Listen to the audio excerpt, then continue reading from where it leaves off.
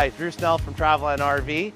This is one of my favorite coaches. This is the Entegra Odyssey 22C, 25'2" total bumper-to-bumper package. Let's go inside and check it out.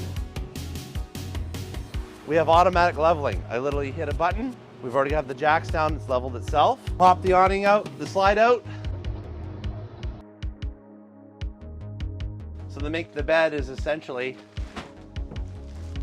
it's done. We have wireless phone chargers, USB ports, nice view out the back. You can put a TV right here too. A solar panel on the roof. We have 2 house batteries that are charging right now on this beautiful day. We have a 12-volt fridge. Incredible amount of pantry space, convection, microwave. You have a 2-burner stove on top. We have solid surface countertops with the under-mounted sink. This is the best part. That's a legitimate nice big bed with the big window up front. We're not plugged in. We're just running off the solar. Even our TVs are 12-volt TVs, so you do not need an inverter to run this TV. It just runs off the batteries. Thanks for watching. I'm going camping now. It's spring break. See ya.